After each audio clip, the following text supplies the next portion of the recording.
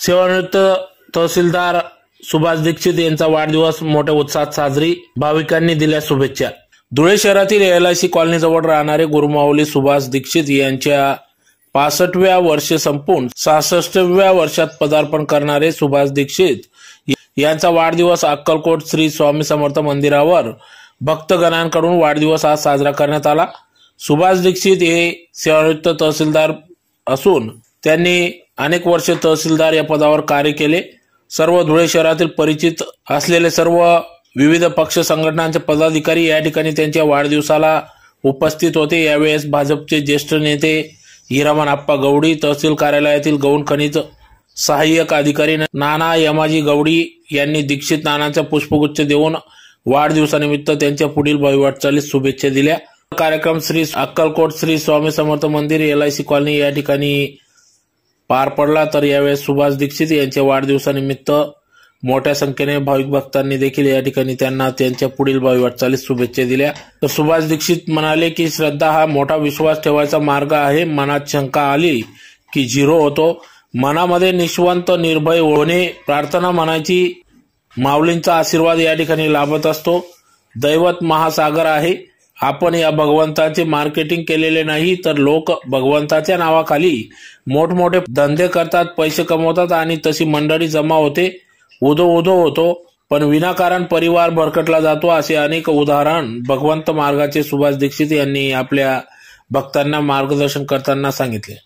या प्रसंगी या ठिकाणी सौ दीक्षितताई, भाजपचे ज्येष्ठ नेते हिरामन आप्पा गवडी, तहसीलदार कार्यालयातील गौण खनिज सहाय्यक अधिकारी नाना यमाजी गवडी, सौ दीपाली नाना गवडी, बागुल नाना आदी मान्यवर उपस्थित होते। तर यावेळेस सूत्रसंचालन MS पाटील, मुकेश शिरोडे यांनी केले। तर या प्रसंगी अक्कलकोट श्री स्वामी समर्थ मंदिरातील सर्वच भक्त भाविक मोठ्या संख्येने या ठिकाणी उपस्थित होते। खरंच नानासाहेब आपण धन्य आहात। आणि याचबरोबर आपले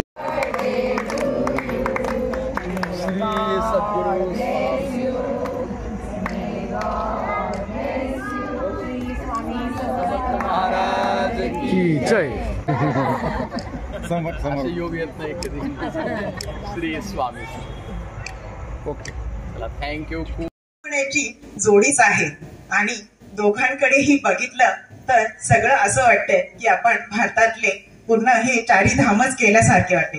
त्यांचे जेव्हा ते मंदिरात दोघंही बसतात आणि दर्शन घेतो आपण, तर एक नाही राहिले तरी आपली रुक्माई नसली मंदिरात तर पुण्याला गेलेली आहे आपली रुक्माई, म्हणून आपण नानांना विचारतो आज ताई का नाहीये। नाना हसत बोलतात की रुक्माई पुण्याला गेलेली आहे।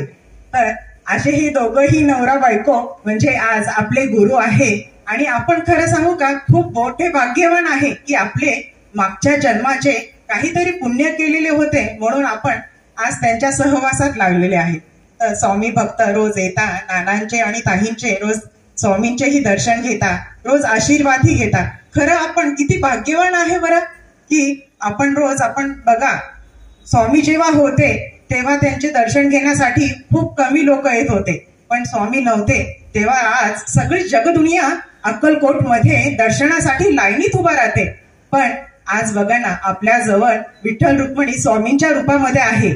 आणि खरं सांगू का, मी एक माझं खरंच चुकतं की रोज तर काही येणं होत नाही, पण एक नाना आणि ताईंना मी खरंच मनापासून रोज हे मनापासून घरातूनच खूप दर्शन करते।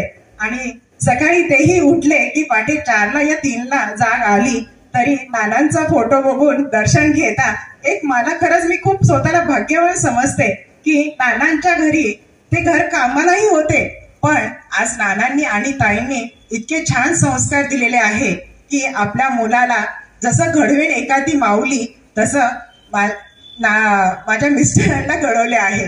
तर हे संस्कार त्यांनी जे टाकले आणि खरं सांगू का, माझं खरं भाग्यच उजळले की जे आहे आपल्या घरामध्ये कधी भेदभाव नाही केला।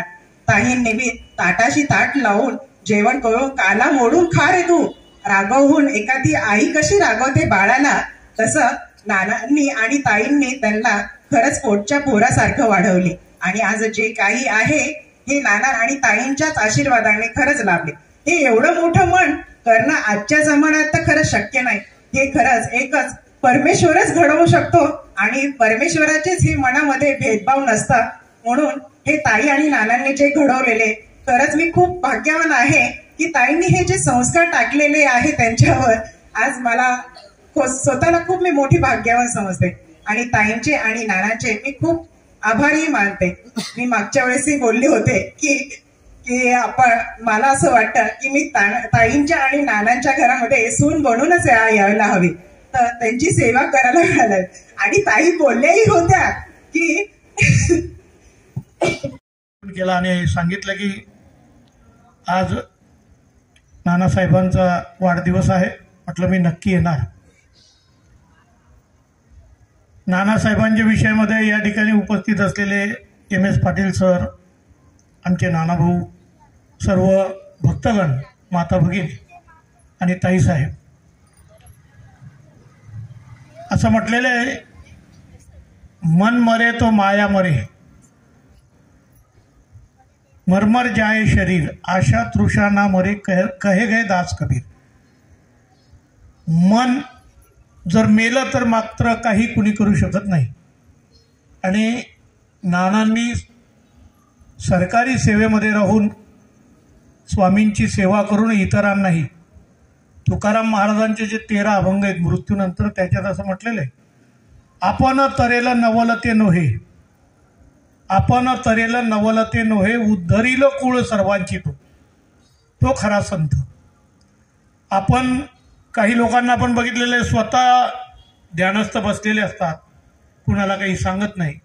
काही लोक आपल्या आपल्या बिल्डिंगा बांधतील, आपलं आपलं मोठं पण करतील, परंतु इतरांना ती सेवा जो देतो तो तारण्याचा प्रयत्न करतो, तो खरा संत असतो, असं तुकाराम महाराजांनी म्हटलेलं.